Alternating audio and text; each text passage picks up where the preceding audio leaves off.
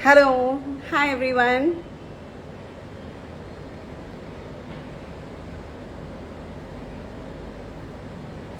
Hello everyone. I'm Dr. Amrita Rajpal.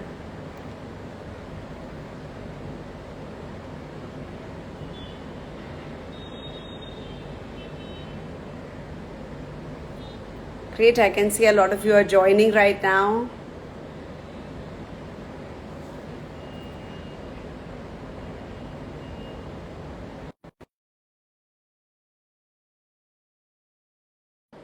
Hi, Manish.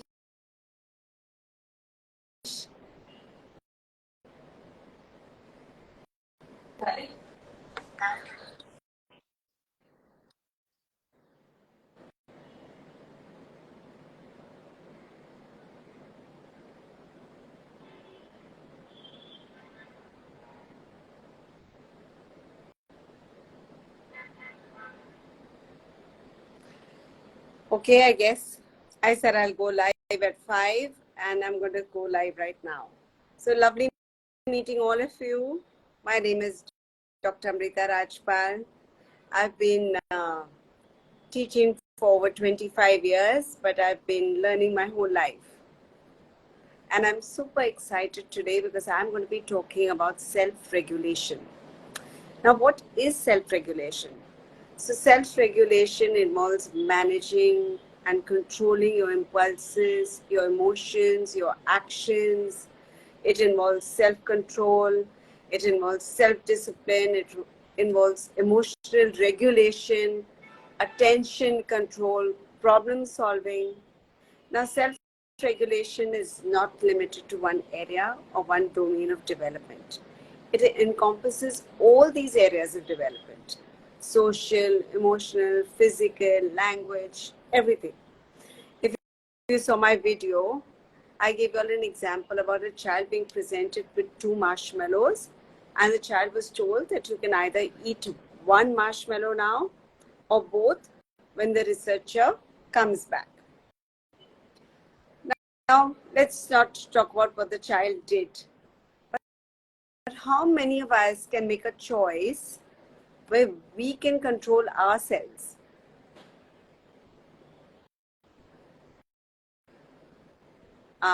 Uh, you know, is this a skill that we want to inculcate in our children? Is this a skill that we want to develop in our children? Right? And many of us don't have that, but we want it in others. So let's look at how we can do it for our children and have them develop self-regulation. So self-regulation develops over time. It just doesn't come out, in a day. It starts in early childhood. It continues through adolescence, and children begin to learn self-regulation with interactions with caregivers as they grow. They gradually gain more control over their behavior, their emotions, and there are various several factors that can influence the development of self-regulation. One of them is, if you have a very secure attachment with your family and caregivers, and a very supportive home environment, then you tend to have better self-regulation skills. You also have to take into consideration temperament, parenting styles, attachment relationships, environmental factors, genetic predispositions, before you say that a child has no control or is impulsive. And it's crucial for children, to develop these skills, because you achieve better academically, you have social skills, you have emotional well-being, you have better mental health outcomes. And children with strong self-regulation can handle stress better, they can delay gratification better, and make healthier choices. I've seen a lot of people, in fact, asking me questions that my child throws a tantrum because I don't give him something instantly. Now, if your child could delay gratification and he had that self-regulation to be able to do that, you would not be having these problems. So I think that's really important that you start doing it if you haven't done it as yet. And you should do it. I'm thinking, do you all have any questions or should I continue? Does anyone want to say something? Okay. Parents, caregivers, educators, you all play a very significant role in supporting children's self-regulation development. And we have a lot of self-regulation strategies, and this includes providing consistent, nurturing relationships and setting clear expectations and setting boundaries for your child. So your child doesn't really, only uh, have you ask them questions and or give them instructions and they have to follow, but they know what they're expected to do. You also need to teach your child problem solving, encouraging emotional awareness, expression, creating structured and predictable environments. And one great way of doing this is to have an established routine. So when your child is hungry or doesn't have regular meal times, or your child doesn't go to sleep on time, everything goes awry. And then a child is not able to control himself or manage his emotions. So having structured activities, just like schools do, having established meal times which children know and are aware of, having set routines, having a set bedtime, helps the child gain control and stability. Another thing for emotional self-regulation. A child, just teach your child to take deep breaths when they're overwhelmed, when they're upset. Just calm yourself down. Stay for a few minutes and just take a few deep breaths. Teach them this technique and they can calm themselves down during a stressful situation. You could also give them visual clues, give them timers. Because children at this age don't have so much concept about time. And it's such an abstract term. So give them a checklist, give them a chart, help them with timers, help them to understand and manage their time. So once you get into a habit of managing small periods of time, you will be able to do that when you're much older with larger periods of time without, being late everywhere or postponing appointments or forgetting about your responsibilities. So these visual cues are really very nice in helping children, staying focused, completing their activities independently. You could do that. Provide expectations and your limits. You need to communicate rules, boundaries, and expectations to children. They need to know them well in advance, rather than you coming out and then saying you didn't do it or you do it now. If they know this is something they don't have to do, you will be surprised that children do not want to fail parents. They do not want you to feel bad either.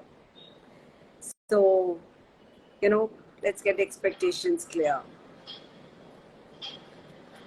Encourage problem solving, teach them to solve their own problems, guide them through these situations where there are conflicts, challenges, have them brainstorm solutions, evaluate alternatives, make decisions independently, give them some choices, allow them to make small decisions. If you give them two different clothes and then tell them, which one would you like to choose? Now, if you start this with a whole cupboard full of clothes and then say, now which one do you want? A child is totally confused. So just give them a little bit and then ask them. What else would you like to know? I'm also thinking. These are strategies that you can use. You could help children recognize, understand their emotions by labeling their emotions. Have them discuss what triggered these kind of feelings. Encourage them to express their emotions in a healthy and appropriate manner. Allow them to self-reflect, to have them reflect on their behavior and the consequences of their actions. So if I did this, this happened. How can you make a better choice and not do it again? And a very, very important thing is to not give them big, huge tasks and expect them to finish it. Take that task and break it into smaller steps. So, these steps are more manageable and children can actually develop perseverance, focus, and once they complete this, they have a sense of accomplishment. Have them do a lot of physical activity. When children start and stop, they know that they have to stop their bodies and manipulate their bodies in a particular manner. This removes this excess energy and helps you to self-regulate. It keeps you grounded. Engage in activities like yoga, dancing, sports, and all this will help. Okay, I'm getting some questions. So let me see. Ma'am, I have two daughters. One is 3.3 and the other is 4.5. But sometimes I'm confused on how to tell them to respect as the younger one is very naughty. Yeah. So I think basically what you need to do is set an example. Children learn through imitation. And if you respect, your child will know that she also needs to respect. So have this culture of speaking nicely to everyone in the family. Let everyone speak nicely to each other. So then you will not have these problems. And naughtiness is different from bad behavior.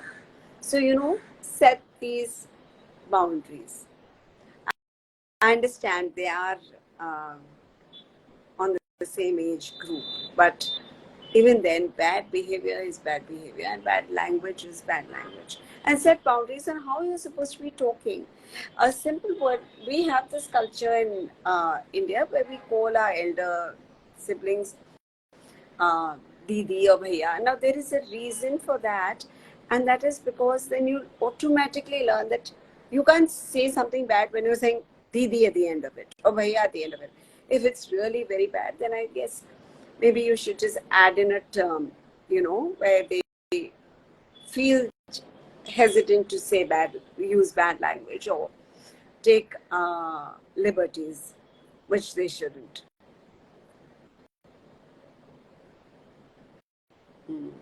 Are there any more questions?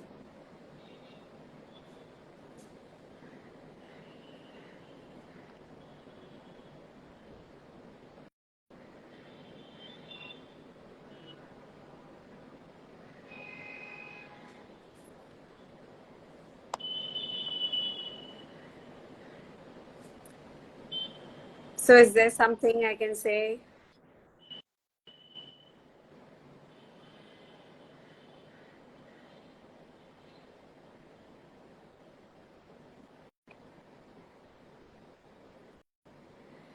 So great. Like I was saying, I think you need to understand your child is unique and it's very important to adapt all these strategies. I had even mentioned some strategies in my video, but I can tell you a few more. Playing a game like freeze and dance. So have children dance and then tell them to freeze. So now when a child is playing something like that, they know that they have to regulate their bodies once, the music stops. So random intervals, you can sort of play this kind of game and children will stop moving, hold their position and regulate their bodies. You can also play Simon Says. So Simon Says is when you are given instructions by a leader and this whole child has to control their impulse to do what they like, but do what the leader asks them to do. I just missed one question above. I don't know how to see the question. Okay.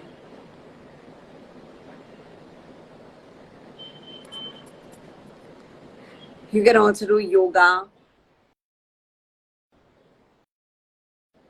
So do simple poses of yoga, such as the tree pose, the cow pose, the cat pose. All this builds mindfulness, body awareness, self-control. You could also have a calm down corner. Just have people sit in a corner and, think about what happened and just calm themselves down. Providing a lot of sensory items also when a child is not able to regulate his impulses, like a stress ball or a fidget toy or a pillow or just dimming the lighting. All that makes a lot of difference, which is having the person calm down and regulate themselves. You can also do some mindful activities, guided visualizations, so that the child just calms down. Let them think of their thoughts, their feelings, their sensations in their body, identify their feelings. They will know why they're feeling like that. And then you can work with them. Also, working with your hands really helps. Using kinesthetic sand, using water play, using finger painting. This really helps you relax and do other things. Also reading good books. So I've noticed whenever I say a story, everyone has a lot of questions, but having them actually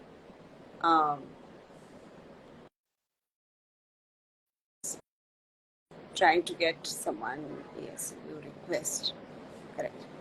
Yeah.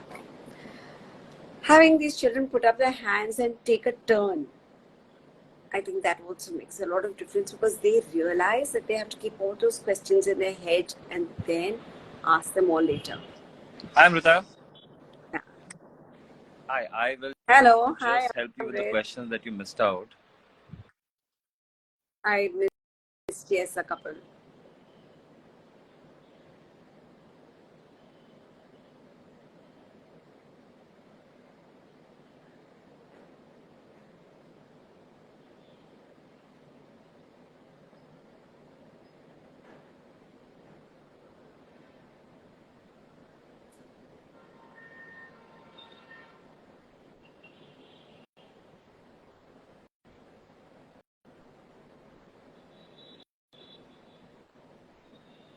Even sitting in silence like this is mindful listening.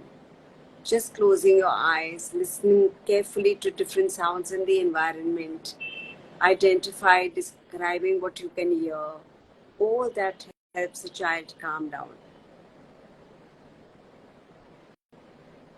I have a question here. I have a 3.5-year-old. Are there any red flags or warning signs that suggest a child may be struggling with self-regulation? Yeah, of course.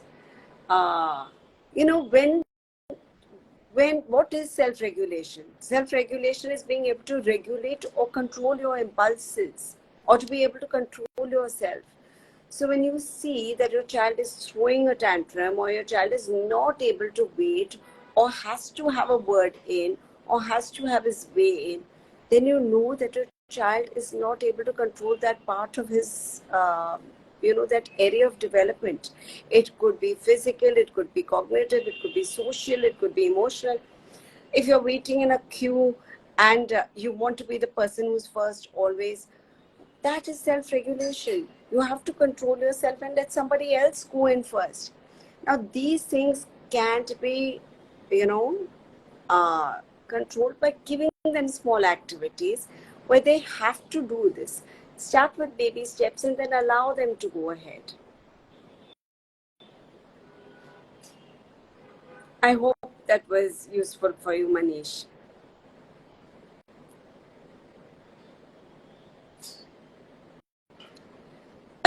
Okay, Sanjana says, how do I teach a 22-month-old about feelings and emotions?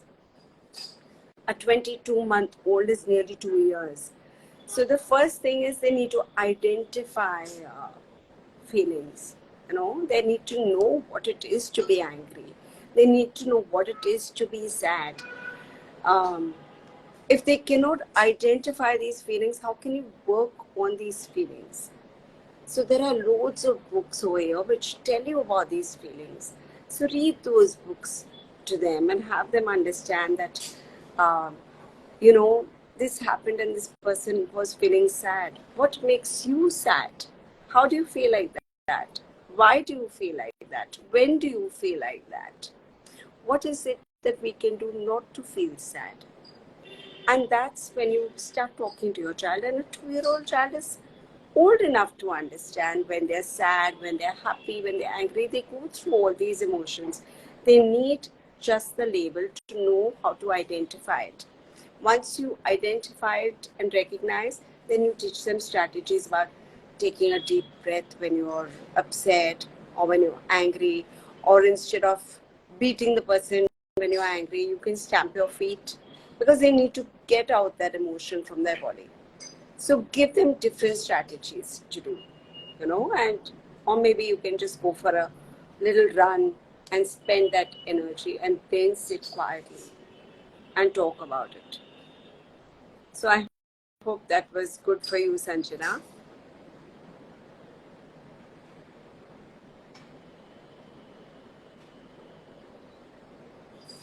How to tell when a child gets scared because of a bad dream at night and keeps remembering the same dream.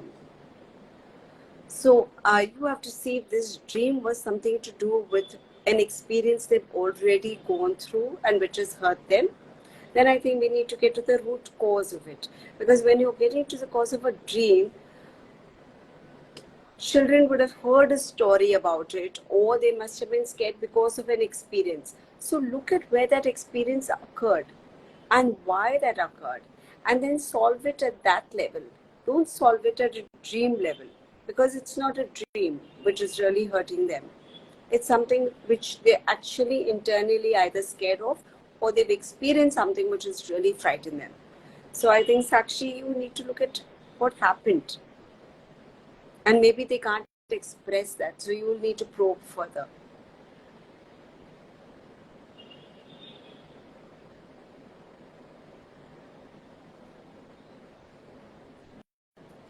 So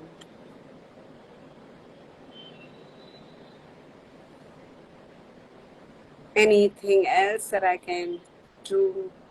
Maybe I can tell you some other activities for them to identify their emotions. What if you have a chart or a poster and put up these different emotions, these facial expressions, and ask them, how do you think this person is feeling over here? And when would he make that kind of face? Can we imitate that face?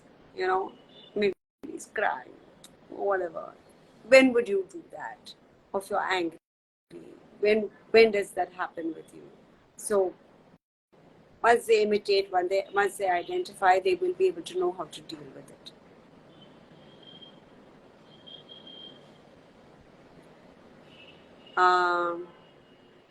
Yes, someone is asking, can you provide examples or activities and exercises? Yes, I've given you a lot already. That freeze and dance, a stop and go game, your even just making your chart or your poster, identifying your emotions, all that are activities. What age do we start teaching about discipline or inculcating discipline? Suggest activities if you can. Discipline is something that you start right from day one. So, uh, when your child is able to move, you already tell your child, no, you cannot touch that, and you can touch this. So, that is a form of discipline. A child cannot do exactly what he wants, because then he may hurt himself, or he may become a nuisance. So, your strategies that you will use to inculcate discipline is first to be very clear and consistent with your expectations. Your child needs to know exactly what is expected from them. So they are touching something which is not suitable for them to touch. Start right there and then and tell them, no, we can't touch it. Because if you touch it, you may get hurt, or it's very hot, and your child will understand. And if you do that often enough, your child will understand clearly that he's not supposed to do it. You know, I used to have a big dressing table and keep a lot of things on the dressing table, perfumes and whatever. And I thought when I had a baby that I would be able to just pick up everything. And my mother told me, no, you don't pick up anything. Your child has to learn that everything is to be kept over there and he is not to touch. So after a point of me saying no, no, no a couple of times, my child used to go up to that, point to a perfume and then say, no, no, no, no, no. Because he knew he's not supposed to touch. So I think children are as smart or smarter than us and they will understand. So my daughter is 6 and watched a movie which had skeletons, zombies. She's scared of sleeping. Now I don't blame her, Sakshi. 6 years is not the age of to watch skeletons and zombies and all these things are things which are not age appropriate. And I think as parents, it's very important that you take the responsibility of not showing inappropriate content to your child. Because your child should not be seeing all this. But right now, what you can do is just open a picture of a skeleton and tell them what is a skeleton. A skeleton is something which is inside you, and above that, there is flesh and there are bones. Just like you would be teaching biology. And tell them, and now this was just a funny movie. They just removed all the flesh and everything, and now they had all these skeletons over there. But yes, your child will take time if she's very scared. I remember watching Exorcist when I was 13, and for a month I couldn't go into a dark room alone. I needed someone with me, and I was 13, more than double this age, and I've never watched a horror movie since. So it is something which leaves an impact, and please be very careful about what you show your children. And you also have to see the temperament of a child. If the child is sensitive, if the child is not able to take in all this, and you are showing them, and they are seeing this kind of content, I'm sure you have not shown it to them. If they're seeing this content, it is bound to affect them. So right now, just be patient and take care of your child.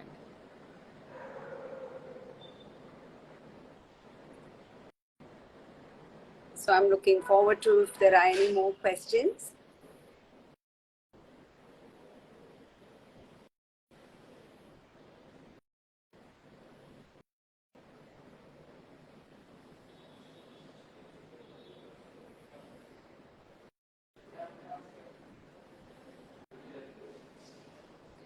I think I can sign off now.